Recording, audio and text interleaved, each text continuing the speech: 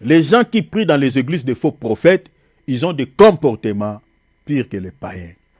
Tu préféreras même vivre avec quelqu'un qui ne connaît pas Dieu, que de vivre avec quelqu'un entre guillemets dit chrétien. Il se dit chrétien. Les comportements comme des païens. À cause de quoi? À cause des faux prophètes. Balaam, un prophète authentique, mais est devenu infidèle à Dieu, qui s'est laissé dans la corruption et qui égare aussi également les peuples. La doctrine de Balaam. La viande sacrifiée aux idoles, il a poussé les peuples. Manger la viande sacrifiée aux idoles. L'impudicité. Retenez que l'impudicité, je dis, physiquement l'impudicité, c'est interdit aux enfants de Dieu. 1 Corinthiens chapitre 7, verset 1.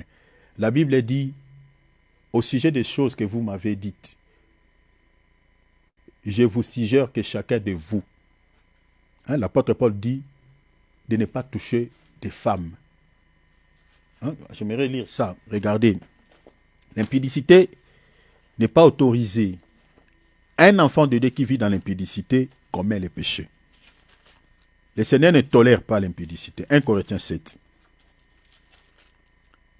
Pour ce qui concerne les choses dont vous m'avez écrit, je pense qu'il n'est pas bon pour l'homme de ne point toucher des femmes.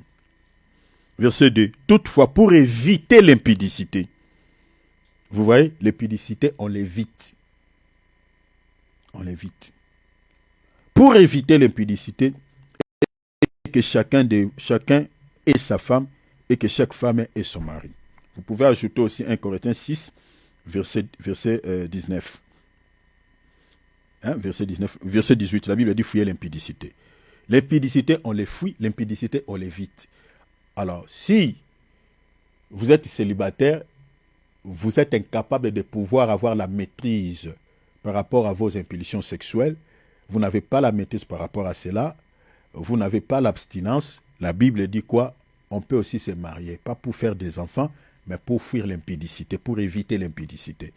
Donc on se marie pour deux raisons. Pour la procréation, mettre au monde. 2, c'est aussi pour éviter l'impudicité. Ce n'était qu'une parenthèse, j'ouvre, je referme. Donc physiquement, l'impudicité, c'est méché. Mais dans les contextes ici dont la Bible parle dans l'Apocalypse, l'impudicité dont on fait mention ici, que Balaam avait poussé les peuples à se livrer à l'impudicité, aujourd'hui l'impudicité, c'est quoi? C'est une vie de double vitesse. Retenez dans la Bible l'impudicité, l'adultère, la prostitution, explique la même chose. Une personne qui se livre à l'impudicité, une personne qui se livre à l'adultère, un homme ou une femme mariée mais qui partage son corps encore avec un autre partenaire, l'adultère, ou une personne qui se prostitue, qui ne vit que dans ça, dans la prostitution ou dans l'impudicité. Selon la Bible, sur le plan spirituel, c'est quelqu'un qui vit une vie de double vitesse, c'est-à-dire c'est quelqu'un qui est tantôt avec le Seigneur ou tantôt avec le monde. Donc une personne qui aime le monde au même pied d'égalité que Dieu, c'est-à-dire il est dans le Seigneur, mais il est aussi dans la convoitise de la chair, il est avec le Seigneur, mais il est aussi dans la convoitise des yeux. Vous voyez, cette personne-là, selon la Bible, c'est un impudique. Sur le plan spirituel, je dis bien évidemment, c'est un adultérin, c'est aussi une prostituée. Je vous renvoie ici, vous pouvez lire les passages de Ézéchiel. Lisez par exemple Ézéchiel chapitre 16. Vous pouvez lire 1 Corinthiens chapitre 6, verset, lisez à partir du verset 15. Vous pouvez lire aussi Jacques chapitre 4, verset 4. Donc l'impudicité, l'adultère et puis la prostitution sur le plan spirituel, c'est lorsque vous avez aussi la convoitise de ce monde dans votre cœur. C'est lorsque vous avez aussi la convoitise des yeux ou la convoitise de la chair dans votre cœur. Donc, tantôt dans le Seigneur, tantôt dans le monde. Cette vie de double vitesse accrochée des deux côtés.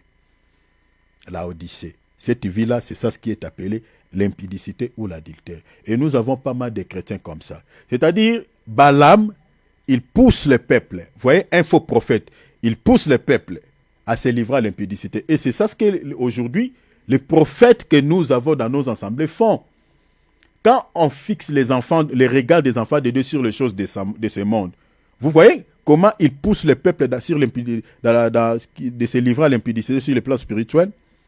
C'est-à-dire quand on est en train de pousser le peuple à aimer le monde plus que Dieu, à aimer les choses de ce monde, à prêcher sur les choses, sur les matures, à prêcher sur les choses de la terre, c'est-à-dire, c'est ça l'esprit de Balaam, c'est ça la doctrine de Balaam, pousser le peuple à se livrer à l'impudicité sur le plan spirituel.